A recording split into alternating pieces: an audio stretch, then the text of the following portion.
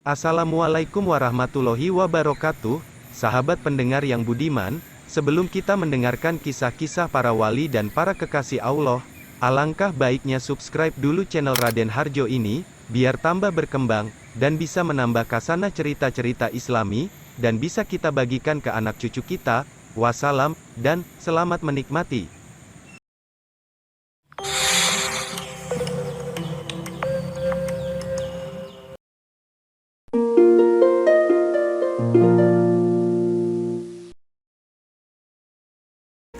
Dalam istana, Raja Jin yang bernama Ismoyo ini sudah menunggu kedatangan Wali Paidi.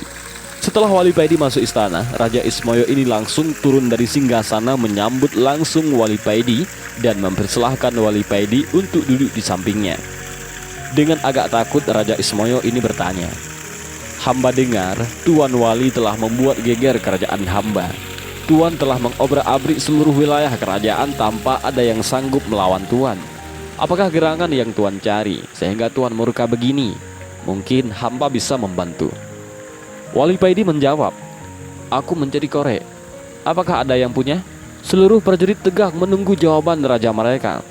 Senjata pedang dan tombak sudah mereka pegang dengan erat, bersiap kalau ada hal yang tidak diinginkan. Seluruh prajurit tegang menunggu jawaban raja mereka. Senjata pedang dan tombak sudah mereka pegang dengan erat, bersiap kalau ada hal yang tidak diinginkan. Keringat yang berbau kemenyan keluar dari pori-pori prajurit Raja Jin, yakni Raja Ismoyo. Suasana tegang masih sangat terasa. Saking tegangnya, ada prajurit yang terkencing-kencing di celana. "Tuan Wali, buat apakah korek tersebut kalau hamba boleh tahu?" tanya Raja Ismoyo. "Buat menyalakan ini dan membuat ini," jawab Wali Paidi sambil menunjukkan rokok dan kopinya. "Hanya untuk itu?" tanya Raja Ismoyo yang heran. "Iya, hanya untuk ini," jawab Wali Paidi singkat. Raja Ismoyo membatin dalam hati, "Wali ini aneh. Masa hanya gara-gara pingin merokok dan ngopi saja dia telah menghancurkan kerajaanku? Dasar Wali Semprul." Namaku Paidi, bukan Wali Semprul," sahut Wali Paidi. "Ah, maaf Tuan, ternyata Tuan bisa membaca isi hati hamba." Raja Ismoyo mulai takut dan heran.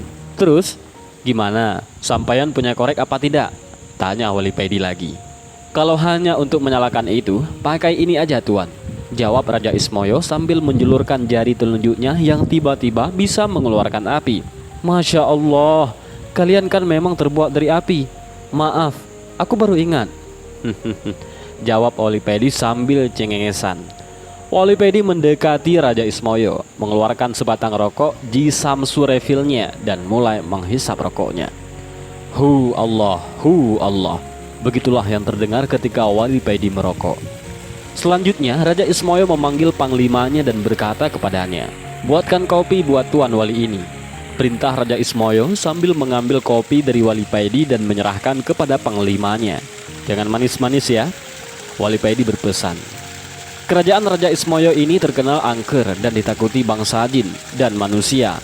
Sekarang berubah bagaikan warung kopi pinggir jalan gara-gara Wali Paidi. "Sampeyan tidak merokok?" tanya Wali Paidi. "Tidak," jawab sang raja. "Apakah sampeyan jin Muhammadiyah?" tanya Wali Paidi lagi. "Saya tidak mengerti maksud Tuan," jawab Raja Ismoyo yang heran. "Maaf, agama sampeyan apa?" tanya Wali Paidi. "Saya tidak beragama," jawab Raja Ismoyo.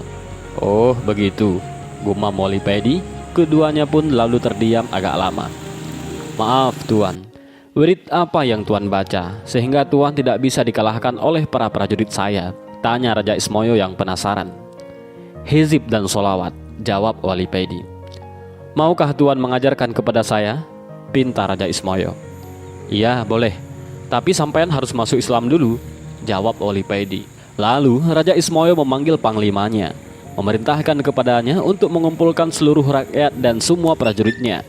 Dalam sekejap, balai agung istana ramai dipenuhi prajurit dan rakyat, bahkan sampai melubur keluar istana. Selanjutnya Raja Ismoyo bersimpuh di kaki Wali Paidi yang diikuti oleh seluruh rakyatnya. "Kami dengan sukarela siap masuk Islam, mengikuti agama Tuan," kata Raja Ismoyo kepada Wali Paidi. "Baiklah, ikuti apa yang aku ucapkan," kata Wali Paidi. Dengan suara yang sangat berwibawa, Wali Paidi mengucapkan 2 kalimat syahadat, yang diikuti seluruh bangsa jin kerajaan Raja Ismoyo. Ucapan syahadat para bangsa jin ini menggema ke seluruh Gunung Arjuna. Bahkan seluruh hewan di Gunung Arjuna berhenti sejenak, tidak ada yang bersuara mendengarkan ucapan syahadat ini. Setelah mengucapkan 2 kalimat syahadat, Wali Pedi mengajarkan pada mereka apa itu Islam dan menjabarkan arti iman secara singkat. Selanjutnya, Wali Pedi tinggal di istana Raja Ismoyo guna mengajari mereka cara sholat, cara berzikir, dan lain sebagainya. Setelah beberapa minggu tinggal di istana, Wali Pedi akhirnya mohon pamit kepada Raja Ismoyo. Kami masih butuh pencerahan dari Tuan. Sudilah kiranya Tuan tetap di sini beberapa hari lagi, pinta Raja Ismoyo kepada Wali Pedi. Jangan khawatir, kelak aku akan datang lagi kemari, kata Wali Pedi. Dan dengan tersenyum, Wali Pedi mendekati Raja Ismoyo dan memegang dada Raja Ismoyo sambil berkata, ajaklah hatimu untuk zikir terus-menerus. Ucapkanlah Allah, Allah secara berkesinambungan. Dalam keadaan apapun, teruslah berzikir dan berusahalah selalu dalam keadaan punya wudu. Andai Allah mencabut nyawamu, kamu dalam keadaan suci. Terima kasih Tuan, pesan Tuan akan kami laksanakan, jawab Raja Ismoyo dengan ta'zim. Kalau hatimu sudah berzikir, maka Allah sendiri yang akan membimbingmu, kata Wali Pedi. Apakah kami akan menjadi wali kalau hati kami sudah bisa berzikir sendiri? Tanya Raja Ismoyo. Hahaha, jangan sekali-kali punya niat ingin menjadi wali, karena keinginan itu termasuk nafsu.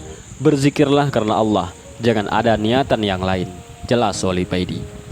Setelah menghisap rokoknya, Wali Pedi berkata lagi, Allah menjadikan manusia pemimpin di muka bumi ini dan mengangkat para walinya dari kalangan manusia, jelas Wali Pedi lagi. Oh begitu, kalau Allah menghendaki begitu, kami sangat ridho dengan keputusan Allah tersebut, jawab Raja Ismoyo manggut-manggut. Kalau boleh tahu, Tuan ini wali yang bagaimana? Tanya Raja Ismoyo selanjutnya. Aku adalah wali abdal, wali pengganti. Kalau istilah dalam sepak bola, sebagai pemain cadangan, wali tingkat rendah. Aku dulu hanya seorang abdi, seorang kiai. Tugasku hanya menyiapkan rokok dan kopi. Setelah kiai saya meninggal, akulah yang dipilih Allah sebagai gantinya, terang Wali Pedi. Jadi, wali itu jumlahnya tetap sama dari dulu sampai sekarang? Tanya Raja Ismoyo dengan bersemangat.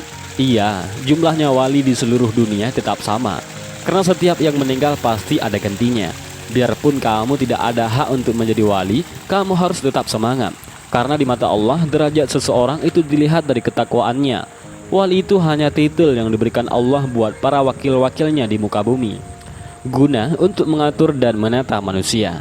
Dan wali dipilih dari para hamba yang dikehendakinya, bukan karena ibadahnya, bukan karena zikirnya, tetapi karena kehendak Allah.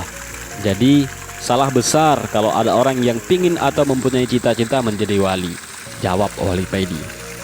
Terima kasih Tuan, mudah-mudahan apa yang Tuan ajarkan kepada kami menjadi ilmu yang bermanfaat, ucap Raja Ismoyo. Dan akhirnya Wali Pedi pamit dan meninggalkan Gunung Arjuna diiringi Raja Ismoyo dan seluruh rakyatnya. Setelah Wali Pedi sudah tidak tampak, Raja Ismoyo dengan suara yang lantang berkata kepada rakyatnya, rakyatku semuanya, nanti ataupun kapanpun kalau ada orang yang ke Gunung Arjuna ini berbekal rokok dan kopi, jangan sampai diganggu. Jagalah mereka sampai mereka meninggalkan Gunung Arjuna ini, demi menghormati guru kita Wali Pedi. Titah paduka akan kami laksanakan, jawab mereka serempak. Sesampainya di rumah sehabis dari Gunung Arjuna, Wali Pedi menjalankan aktivitas sebagaimana biasanya. Tiap pagi Wali Pedi pergi ke pasar berjualan minyak wangi.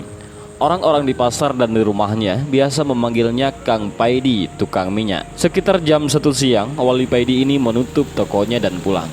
Setelah sholat asar, sehabis istirahat siang, Wali Pedi mengajari anak-anak kecil di langgarnya belajar membaca Al-Quran sampai waktu maghrib. Dulu di langgar Wali Pedi yang sederhana ini ramai sekali dipenuhi anak-anak kecil yang belajar mengaji. Tapi setelah ada sistem Iqra dan Qiraati, langgar Wali Pedi ini sepi. Anak-anak pada pindah ke TPQ yang memang banyak tersebar di kampungnya Wali Pedi ini.